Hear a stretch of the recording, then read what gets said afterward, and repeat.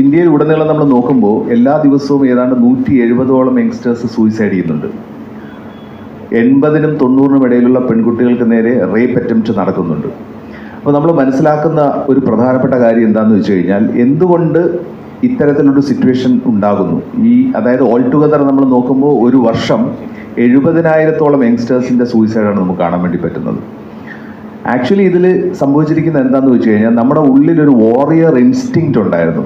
നമ്മൾ നോക്കുമ്പോൾ നമ്മൾ എങ്ങനെ ഹ്യൂമൻ റേസ് ഇവോൾവ് ചെയ്തു എന്ന് ചോദിച്ചു കഴിഞ്ഞാൽ, basically we were warriors for almost like 2 lakhs years. Neanderthal മാനിൽ നിന്ന് നമ്മൾ ഹോമോസാപ്പിയസ് സാപ്പിയൻ ആയപ്പോൾ 2 ലക്ഷത്തോളം വർഷം നമ്മൾ ഹണ്ടർ ഗ്യാദറേഴ്സ് ആയിട്ടാണ് ഇവോൾവ് ചെയ്തു വന്നത്. അപ്പോൾ ഈ ഒരു കാലഘട്ടത്തിൽ അത്രയും നമ്മുടെ ഡീപ്പ് ജെനറ്റിക്കൽ മെമ്മറിയിൽ നമ്മളെല്ലാവരും വാറിയേഴ്സ് ആയിരുന്നു. അതായത് നമ്മൾ സർവൈവലിന് വേണ്ടി മരം കയറുന്നുണ്ടായിരുന്നു, അസ്ത്രശസ്ത്രങ്ങൾ പ്രയോഗിക്കുന്നുണ്ടായിരുന്നു, ഫൈറ്റ് ചെയ്യുന്നുണ്ടായിരുന്നു. ഇതെല്ലാം ചെയ്തു ഇവോൾവ് ചെയ്തൊരു റേസാണ് നമ്മൾ.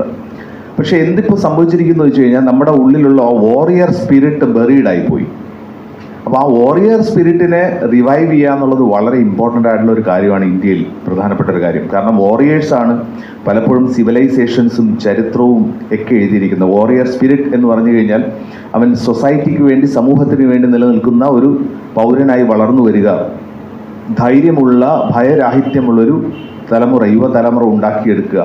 ഇതൊക്കെയാണ് ശരിക്കും പറഞ്ഞാൽ അഗസ്ത്യവും ഈ ഒരു മിഷനും ചേർന്ന് ചെയ്യണമെന്ന് ആഗ്രഹിക്കുന്നത്. അല്ല, ഏറ്റവും പ്രധാനപ്പെട്ട കാര്യം, ഇന്ത്യയിൽ തന്നെ നമുക്ക് നഷ്ടപ്പെട്ടുകൊണ്ടിരിക്കുന്ന ഒരുപാട് ഇൻഡിജിനിയസ് ആയിട്ടുള്ള മാർഷൽ ആർട്ട് പ്രാക്ടീസസ്, അതിനെ റിവൈവ് ചെയ്യുക എന്നുള്ളത് വളരെ ആവശ്യമുള്ളൊരു കാലഘട്ടമാണിപ്പോൾ. പ്രത്യേകിച്ച് ട്രഡീഷണൽ ആർച്ചറിയെ സംബന്ധിച്ചിടത്തോളം നമുക്കറിയാം, ഇപ്പോൾ ധനുർവേദ എന്ന് പറയുമ്പോൾ 2 കാറ്റഗറീസാണ്, അസ്ത്രാസും ശസ്ത്രാസും എന്ന് നമ്മൾ പറയും. അസ്ത്രങ്ങൾ എന്ന് പറയുമ്പോൾ എപ്പോഴും ഇത്തരം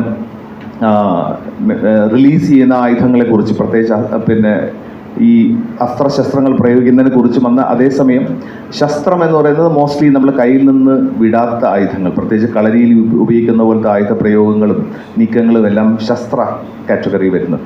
കളരി ഫൈറ്റിനെ സംബന്ധിച്ചിടത്തോളം ഉള്ള വർക്ക്ഷോപ്പുകൾ നമ്മൾ വയ്ക്കുന്നുണ്ട്, പെർഫോമൻസുകൾ കൊണ്ടുവരുന്നുണ്ട്. ഇന്ത്യയുടെ തന്നെ പല ആർട്ട് ഫോംസിൻ്റെയും പെർഫോമൻസുകൾ കൊണ്ടുവന്നുകൊണ്ട് ഈ ഒരു ഫെസ്റ്റിവലിനെ ഒരു പക്ഷേ ഒരു നാഷണൽ ശ്രദ്ധ വിളിച്ചോതുന്ന ഒരു ഫെസ്റ്റിവലാക്കി മാറ്റിയെടുക്കുക. വരും വർഷങ്ങളിൽ കൂടുതൽ മികച്ച രീതിയിൽ ഇതിനെ ഒരു ഇൻ്റർനാഷണലി റെപ്യൂട്ടഡ് ആകുന്ന ഒരു ഫെസ്റ്റിവലാക്കി മാറ്റിയെടുക്കുക എന്നുള്ള ഒരു കളക്റ്റീവ് ദൗത്യമാണ് നമ്മൾ എടുത്തിരിക്കുന്നത്.